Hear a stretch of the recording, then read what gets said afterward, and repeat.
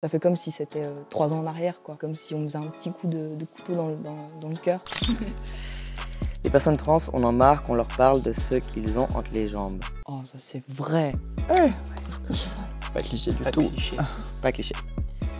Ouais, moi j'en peux plus. Tout le temps. À chaque fois que je parle avec quelqu'un de nouveau, tout le temps il me dit « Ah mais du coup, t'as fait l'opération ?» Quand tu dis l'opération, tu dis laquelle?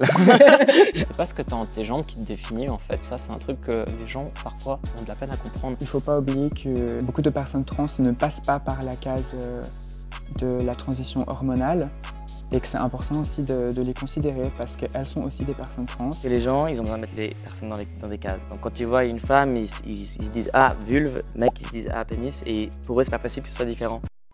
Au niveau de rencontres, on rencontre un garçon. Sur Tinder ou genre dans des bars ou quoi, si j'ai une relation un peu de drague avec une personne, ça va vite aller là-dessus. Comme si le sexe définissait la personne, quoi. Enfin il y a vite des moments où je suis un peu là, ok no. Si ça te dérange ou si ça te dérange de pas savoir, eh ben, the door is here, bitch. So.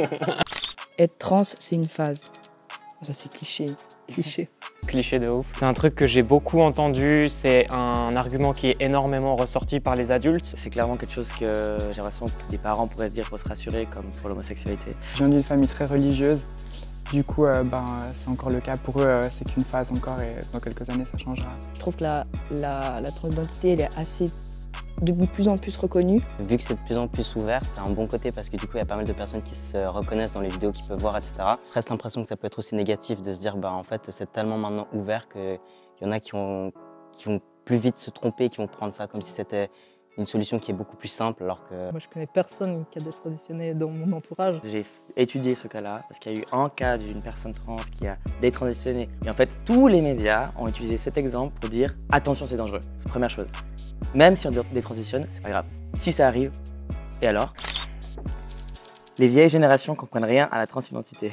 Pas cliché, je pense. J'ai envie de dire cliché. Justement, il y a une personne dans ma famille qui, elle a mieux compris que des personnes qui sont justement genre d'une génération plus proche que elle. Il y a quand même une certaine méconnaissance du sujet chez les personnes de génération antérieure, parce que c'était un sujet qui était plus tabou auparavant. Je pense pas que c'est qu'ils comprennent rien, je pense qu'il y a ceux qui ont envie de comprendre et ceux qui ont vraiment pas envie et qui sont fermés et puis qui se disent de toute manière ça sert à rien. Si on a personne dans d'autres familles qui s'y intéresse vraiment, personne va chercher à creuser non plus. Donc, Par exemple, si ton enfant est trans, tu vas peut-être t'y intéresser, mais sinon c'est pas un sujet qui va être creusé. Je pense que de dire que c'est une question de génération, c'est comme si on pardonnait les vieilles générations d'être transphobes. En fait, moi je pardonne pas.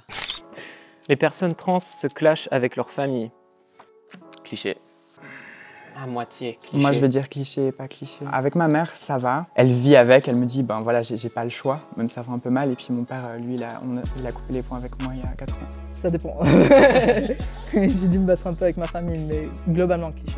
Mon père, dès le début, il a direct compris et puis il a fait avec moi toutes les démarches qu'il faut que j'avais besoin. Je pense que c'est plus compliqué pour les parents parce qu'on a la phase où on doute un peu, on a le droit de se poser des questions. Et justement, quand on se pose les questions, en fait, je parle toujours comme une métaphore, un peu comme un plateau, où on enlève les choses, on remet dessus, on enlève et puis on fait nos choix.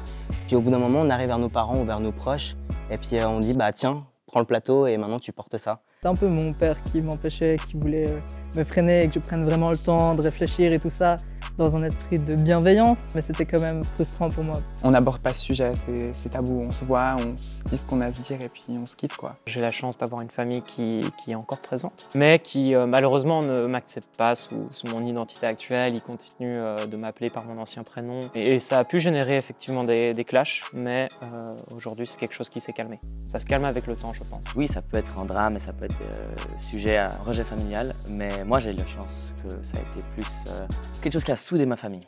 Ils ne sont pas informés sur le sujet, et tout d'un coup on leur balance un peu comme ça dans la tronche. Mais là maintenant, comme c'est beaucoup plus médiatisé, qu'on en parle, il y a vraiment un côté où ils en entendent déjà un peu plus parler et ça permet de s'éduquer soi-même. Parler d'avant la transition, c'est offensant. Oui. C'est pas trop un cliché. Si c'est vraiment parler comme ça, avec une intonation aussi je veux te rappeler d'où tu viens, presque un peu de comment c'était avant, bien sûr c'est offensant. Ça fait comme si c'était 3 ans en arrière, quoi. C'est comme si on faisait un petit coup de couteau dans le cœur. J'ai déjà entendu ma mère me dire genre ah mais moi quand je parle de toi au passé j'utilise tes anciens prénoms, ton ancien prénom parce que moi à partir de cette date où tu as fait ton coming out, je commence à parler de toi au masculin. Je savais pas comment réagir à ça parce que pour moi c'est maintenant qui je suis et ce qui je suis il se reporte aussi sur ce que j'étais. C'est pas qu'on dise à telle date alors en fait il y a aiguillage. Non. Quand je suis à Lausanne, il peut m'arriver de croiser des gens avec qui j'étais à l'école. Et du coup les gens avec qui j'étais à l'école, ils me connaissent comme on dit d'avant, ils savent mon rinom, ils savent... Enfin voilà. Et là, j'ai croisé un mec en boîte qui a décidé de trouver ça super marrant de crier mon morinon et puis de le chanter et puis rigoler, enfin bref. Donc ça m'arrive et ça m'énerve. J'en ai jamais voulu à mes proches, hein, s'ils se trompaient, etc., quand c'était vraiment le début et tout. Mais c'est vrai que là, au bout de quand même 2 ans, je suis là en mode, c'est quand même un peu 2 ans, il faudrait peut-être s'y faire au bout d'un moment, quoi. Enfin... Mais si c'est quelque chose de bien pris et ah mais tu te souviens quand tu étais tout petit et quelque chose de plus familial, là je trouve que ça peut presque même plaisir. Je combats vraiment cette idée de avant, après, de je suis mort et je suis rené. Enfin, moi je combats vraiment à fond cette idée. Pour moi j'ai toujours été la même personne depuis toujours. C'est juste une espèce de coupure un peu temporelle comme ça où on est passé à quelque chose d'autre en fait, un papillon. Les personnes trans sont mal dans leur peau. Cliché, moi je suis bien dans ma peau.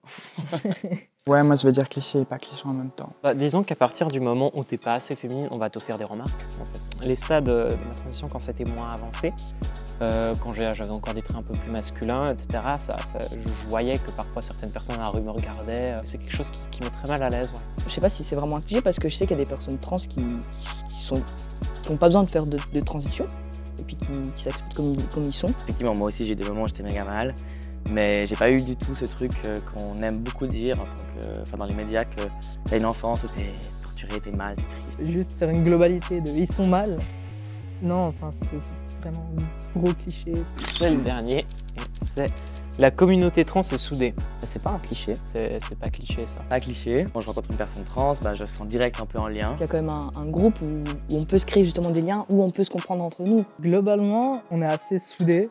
Mais comme pour chaque communauté, j'entends, on se connecte parce qu'on a des points communs, mais je connais aucune communauté qui a aucune faille, j'entends. En fait, je me suis jamais vraiment posé la question si je faisais partie de cette communauté ou pas. Parce qu'en fait, je suis tellement à me dire, ma transition, je me la fais de mon côté. Je vais vers les personnes qui vivent un peu entre guillemets la même chose que moi, parce que c'est jamais vraiment la même chose pour tout le monde. Moi, j'ai déjà vécu cette espèce d'esprit de compétition pour voir qui est la plus, dans le jargon, je sais pas si tu connais ce terme, on appelle ça fichi, celle qui ressemble le plus possible à une femme cisgenre en fait. La communauté trans et queer en général, elle peut être très agressive aussi. Après, il faut aussi savoir que pas toutes les personnes trans vivent la même chose.